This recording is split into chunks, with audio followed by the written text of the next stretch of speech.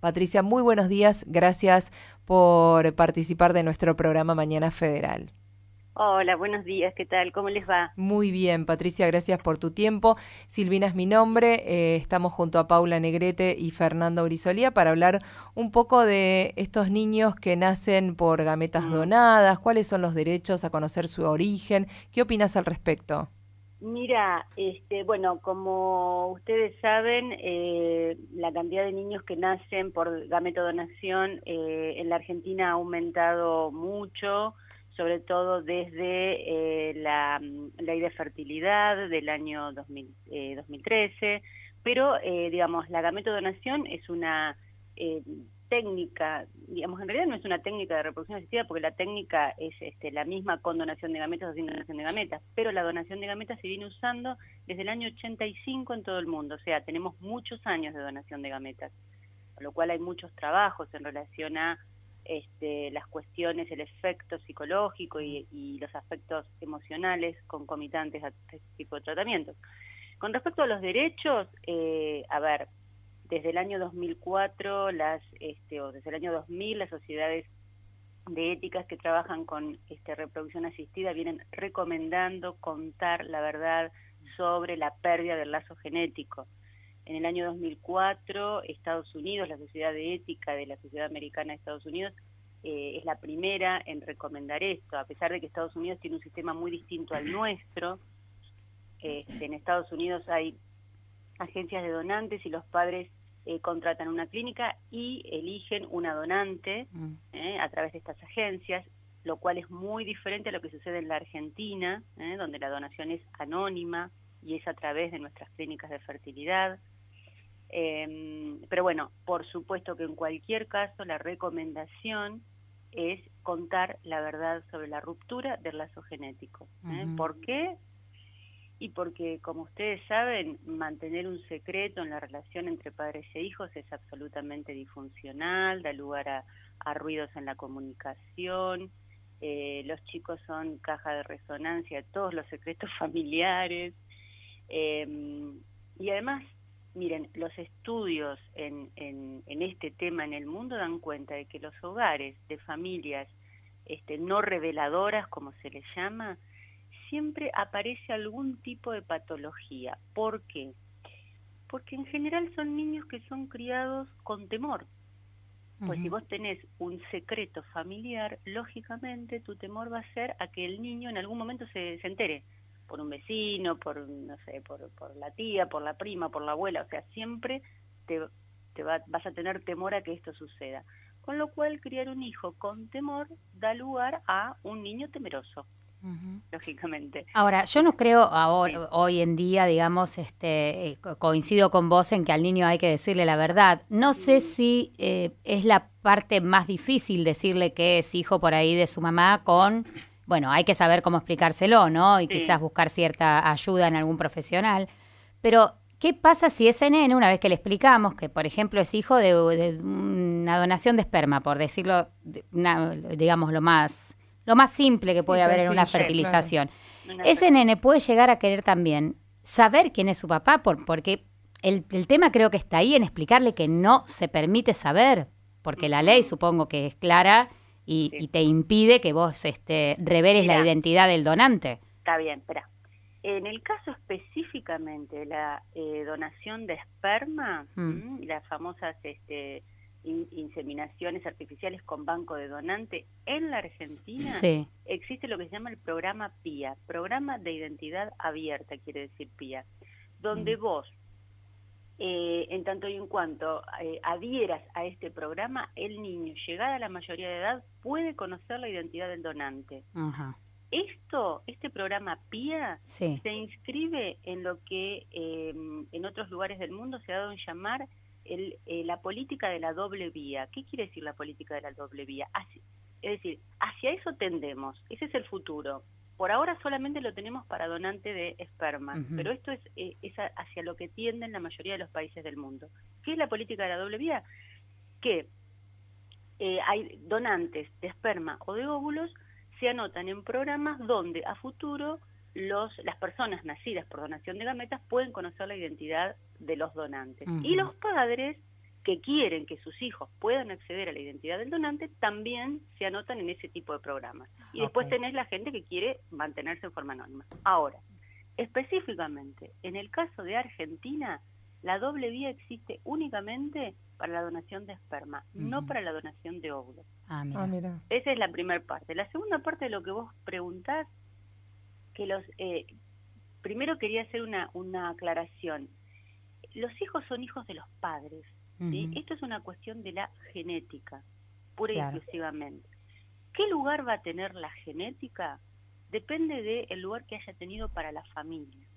Si la genética es un lugar central para esa familia y, digamos, la paternidad y la maternidad está en dudas, hay mucha inseguridad, no hay modelos representacionales para esos papás que los sostengan en el lugar de papá y mamá y demás, bueno, todo esto va a tener un halo de inseguridad y de misterio que se va a, digamos, transmitir al niño. Cuando los papás están seguros de su deseo y de que esta es la única forma y que en primer lugar está nuestro deseo de tener un hijo, etcétera, etcétera, entonces, ¿qué va a pasar? Que esos papás tempranamente van a poder transmitir esta verdad. ¿Y qué es lo que le van a transmitir? Le van a transmitir que cuando papá y mamá quisieron tener a ese hijo, tuvieron que recurrir a una donación. Bien. Pero en esto que estoy diciendo papá y mamá. Claro. No estoy diciendo, vos sos un nene, hijo de un señor y de una señora, que eran muy bondadosos. No, sos mi hijo. Claro. Y yo tuve que recurrir a esto para poder tenerte. Porque en definitiva cada uno de nosotros está sobre esta tierra no por una cuestión de genética, sino por la cuestión del deseo del otro, como decimos. Claro. Ahora, Patricia, hasta ahí ahora se amplía muchísimo el abanico, porque ahora puedes ser hijo de dos hombres, puedes ser hijo de dos mujeres, puedes ser hijo de tu mamá pero que no te tuvo en tu vientre porque no quiso y quizás no te quiere mentir y decirte que tuvo algún problema de salud y por eso no podía quedar embarazada. Viste que los chicos te piden fotos de embarazada. Sí, claro. Sí, entonces ahora se abre mucho el abanico de explicación, me parece, al niño. Sí, totalmente. Y eso es una cuestión que tenemos que empezar a culturalizar para poder naturalizar. Claro. En la Argentina ya hay hogares monoparentales, muchísimos. Sí. Lo sabía, a ver. Sí. Tenemos que tratar de abrir un poco la cabeza. Los modelos familiares han ido cambiando a lo largo de la historia. Nosotros tenemos muy arraigado, por la edad que tenemos y por el contexto de vivir en una ciudad como Buenos Aires y demás, tenemos muy arraigado y naturalizado el modelo occidental cristiano de la familia nuclear. Pero si nosotros, una situación simple, nos vamos a un lugar, digamos, al campo, en una provincia del norte, seguramente el modelo familiar va a ser distinto. Si nosotros vamos a, por ejemplo, lugares, nos vamos a la sociedad española, por ejemplo, la clase alta, vamos a encontrar muchas madres solas, vamos a encontrar muchos hogares de padres muy grandes, en Suecia, en Noruega, en Finlandia. Vamos a encontrar muchos hogares monoparentales, según dio el censo del año 2010, en la provincia de Buenos Aires. Muchos hogares donde la cabeza del hogar es la mamá. Y familias muy clánicas, donde vive la madre con sus hijos y con sus nietos. Y la cabeza de familia es la madre. Esto es la estructura dentro de lo que podemos conocer hasta ahora. ¿Qué es lo que se viene y qué es lo que estamos viendo? Los hogares monoparentales, donde, digamos, la mamá tuvo un hijo, dos hijos, por gametodonación o embriodonación, porque también está el tema de los embriones. Sí. Los hogares de dos madres o de dos padres, que acceden, en el caso de dos mujeres, a través de la inseminación, y en el caso de dos hombres, por la subrogación uterina. También, como ustedes dicen, están los casos de las familias cuyo hijo llega por subrogación uterina con familia heterosexual. Claro. En ese caso, ustedes saben que se hace el tratamiento en la Argentina, por lo menos en hálitus, con indicación médica. Bien. En otros países, por ahí, hay otros casos donde gente, qué sé yo, por ahí por otras cuestiones, pero en general, en la Argentina, excepto, qué sé yo, digamos, los casos más comunes que tenemos de gente que lo ha hecho acá o lo ha hecho en el extranjero, es por indicación médica o en el caso de las parejas igualitarias, ¿no? Claro. Ahora, ¿no hay un poco de contradicción? Porque estamos hablando de los derechos del niño, que uno de ellos es el derecho a la identidad, y por otro lado estamos hablando de que en algunos casos contempla el anonimato. Y la información es confidencial, es responsabilidad de los padres. ¿Cómo se entiende esto? Y vos como papá tenés opción de anotarte en el que después le vas a poder comunicar la identidad. Sí. Claro, pero si si es el óvulo donado, no. No, ahí no. No, ahí no. Miren, contradicciones hay muchas, porque en esto estamos haciendo, lo estamos construyendo, así que contradicciones hay muchísimas, por supuesto que sí.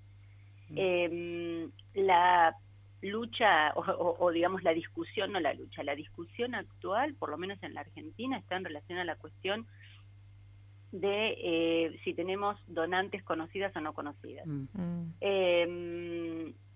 Y esto es muy variado, porque, digamos, la identidad no se construye con el nombre de un donante.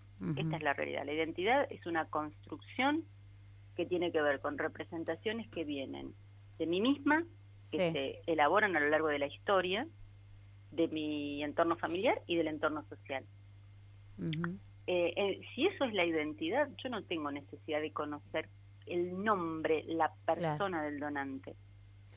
Ahora, si el chico a futuro va a tener o no la necesidad de conocer el nombre del donante, y eso lo podemos entender o lo podemos anticipar de acuerdo a lo que pasa en otros países del mundo que tienen registros abiertos. Por ejemplo, el Reino Unido tiene registros abiertos desde toda la vida. Suecia tiene registros abiertos desde toda la vida. ¿Qué pasa con esos hijos? ¿Consultan los registros? Claro, hay que ver. No. No los consultan. O sea, eso te lo respondo desde ya porque está estudiado. No, no lo consultan. ¿Por qué? Porque no les interesa. Claro. A veces hay consultas, ¿dónde? ¿Saben dónde? En Suecia, por ejemplo. Mira. Suecia tiene mucha consulta de donantes. ¿Por qué? Quieren conocer al donante, quieren juntarse con él para Navidad, le llevan un regalo el Día de la Madre o el Padre. No. ¿Saben por qué? Porque de antecedentes genéticos, ¿o no? No, lo que les interesa es conocer a cuántas personas más le ha donado el mismo donante. Bueno. Buscan los siblings, genetic siblings, los hermanos genéticos. Mirá. Mirá vos. Claro, porque son sociedades, ustedes saben que Suecia, Noruega, Finlandia son sociedades muy envejecidas. Claro. Entonces, por cada grupo familiar quizá hay un hijo, hijo que a lo mejor no tiene primos, ni primos segundos. Entonces buscan pares. Claro. Hay pocos pares. Qué loco. Sí. Eso, muy loco. Sí, igual... No les interesa la identidad del donante, les interesa. Después hay países como Alemania, por ejemplo, que tú siempre va y viene con abrir los registros, cerrar los registros. ¿Por qué? Porque lo que sí se ve, y esto es una tendencia general, porque tiene que ver con los componentes persecutorios o paranoides, como más les guste, de nuestra personalidad, pero cuando los registros se abren, ¿qué pasa? Cae la cantidad de donantes. Porque los donantes no quieren revelar su identidad. Son muy pocos los que, por ejemplo, en la Argentina se anotan en el programa PIA. Claro. Esos son muy pocos. Claro. Bueno, igualmente, años atrás, cuando todo esto de la fertilización y estos tratamientos no estaban tan avanzados, también teníamos los chicos adoptados, que tampoco quizás tenían posibilidad de conocer de dónde venían, porque a lo mejor en algunos casos ni se sabía y en otros casos ni había forma de ubicar a los padres. Y digamos, en lo que es la finalidad es exactamente lo mismo. Y la forma de tratarlo quizás salvando Claro, siempre la forma de tratar estos temas que tienen que ver con la construcción identitaria de una persona son las mismas. Es decir, siempre la verdad, tempranamente, porque cuando yo siempre les digo a los papás, cuando un chiquito, a veces el temor de los padres es, y bueno, pero si yo le digo que es una gameta donada, va a pensar que la verdadera madre, entonces yo, digamos, le explico, mira, esa es una construcción que podés hacer vos, que tenés 30 y pico, 40 años, y que tenés cierto saber. Ahora, un niño de 3, 4 años, cuando pregunta cómo nacen los bebés, pregunta desde el no saber. Entonces, cuando vos le explicás, él va a construir sobre esa verdad. Sobre esa realidad. Entonces, eso es un tema. De ahí es de donde nosotros decimos naturalizan más las cosas los chicos, ¿no? Exactamente. Porque no vienen con toda esa información que traes vos, que te trae esa, no sé, esa culpa, esa duda, ese no saber. Exacto. Se me viene a la mente sí. la serie o la ficción de El Donante, que estuvo pasando Telefe en el año 2012, Ajá. con este Sí, que Rafael tenía un montón de Ferro, hijos, sí, que tenía un montón de hijos y que iban apareciendo. es cierto, se me viene a la mente eso. Vos, Patricia, como psicóloga trabajando, ¿cuándo es el momento ideal cuando para hablar con los hijos nacidos por gametas donadas? Mira, entre los 4 y los 5 años es el mejor momento. Ajá. ¿Por qué? Porque hay una evolución natural del pensamiento. Ustedes saben que el pensamiento es una construcción, decía Piaget, ¿no? El pensamiento se construye. Entonces, primero hay un primer momento, después del nacimiento, hasta el año y medio, de individuación, decimos, ¿no? De separación del niño respecto de la madre. Una vez que el niño puede recortarse de la madre, de esa totalidad, se empieza a formar el yo. Un chico cuando empieza a hablar, bueno, si habla tardíamente sí, pero cuando empiezan a hablar tempranamente, a uno le llama la atención y aparte es gracioso porque los chicos no usan el yo, porque el yo es una construcción. Ahí empezamos con la construcción de la identidad. Después que puede formarse el yo, empieza a reconocerse en un universo donde hay otros iguales a él. Sí. Y después, que es alrededor de los 3, 4 años, cuando las maestras jardineras dicen, ay, bueno, hoy pudimos hacer una ronda, pudimos jugar con los amigos, es decir, empiezan a reconocerse. Sí. Y alrededor de los 4 o 5 años empiezan las preguntas, digamos, metafísicas, si quieren, de dónde venimos y hacia dónde vamos. Entonces, claro. Los chicos entre los 4 y los 5 años siempre van a tener interés por el origen. Hay chicos que pueden elaborar una pregunta muy difícil como es ¿de dónde vienen los bebés? Y hay otros chicos que no arman esa pregunta, pero de alguna manera señalan su interés. Por ejemplo, te dicen, ay sí, porque fulanito va a tener un hermanito, o te tocan la panza y te preguntan, ¿vos tenés un bebé en la panza? O mi mamá tiene un bebé. O sea, van como balizando por dónde va el interés. Nosotros tenemos que estar atentos porque ese es el momento donde tenemos que hablar. Yo siempre digo a los papás, no esperen que el chico les pregunte, yo nací una gameta donada, pues no les va a preguntar eso. Claro. Pero sí, les va a señalar cuál es el momento donde está, como decía mi abuela, a punto de caramelo, para poder recibir esta información y entender de qué le estoy hablando. ¿Entiende? Porque quiere saber. Claro. Yo creo que las personas, discúlpame Patricia, que las personas que están dispuestas a hacer esto, alquilar un vientre, ser papá, ya tienen pensado y tienen digerido el tema, que lo van a hablar. Creo que sí. Y mira, depende. El tema de la subrogación, sí, porque es muy movilizante. Claro, porque es muy... de 2 papás hombres, ¿de dónde viene el bebé? Exacto. Con respecto a la donación de gametas, es mucho lo que hemos avanzado, lo que se ha culturalizado, lo que se ha educado a la sociedad. Muchos padres vienen con esa idea. Hace algunos años atrás, en el año 2008-2009, algunos estudios mostraban que en la Argentina, si bien había una cantidad enorme de parejas que lo hacían en forma privada, nadie transmitía la verdad genética. Mira.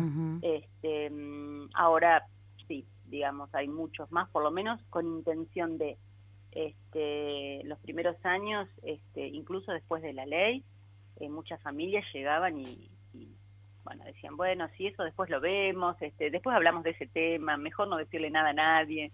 Ahora es como que se está entendiendo. ¿Alguna de ustedes mencionó antes algo en relación a el aspecto legal de esto? Yo quería aclarar que según el Código Civil de nuestro país, según era y según sigue siendo después de la reforma, lo que dice el código es que madre es quien da a luz. Nada dice respecto de la genética. Madre sigue siendo, y esto es un dato muy importante, porque nuestra ley dice que madre es quien da a luz. Ninguna persona puede venir a decirme, a mí, a vos, a cualquiera, me voy a hacer un ADN porque tu hijo es mío. No, eso no existe en la Argentina. Claro. Madre es la que pare. Claro. Y con respecto a mucho se ha hablado respecto de lo que pasa en el registro civil, la partida de nacimiento, tal cual la entrega el registro civil, ese papelito que hay que guardar encarecidamente, porque cada trámite de nuestros hijos tenemos que presentar la partida, nada dice respecto de la donación de gametas. Hay una pregunta del oficial del registro civil cuando uno va a anotar a un niño respecto de si el niño nació a través de una técnica de reproducción asistida con donación de gametas, y esa información queda en el libro matriz, en el libro base del registro civil. Esto lo pueden encontrar en el artículo 563 y 564 de la Constitución, ahí está. Del código, ahí está. Pero nada respecto de la partida volante, que es la que a uno le queda, ahí no. Pero bueno, ya es un avance y una forma de legalizar esta cuestión de la donación de gametas. Claro que sí, está avanzando bastante el tema y está buenísimo eso. Patricia, muchísimas gracias por este contacto telefónico y por toda esta explicación. Que tengas una excelente jornada. Bueno, que estén muy bien. Hasta luego. Gracias. Hasta luego. La licenciada Patricia Martínez, psicóloga de Alitus.